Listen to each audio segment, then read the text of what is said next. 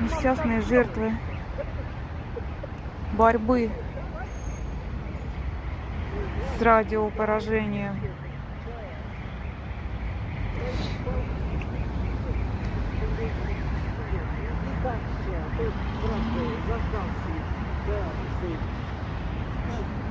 Ликвидатором последствий катастрофы на Чернобыльской АЭС 26 апреля 1986 года и других радиационных техногенных аварий.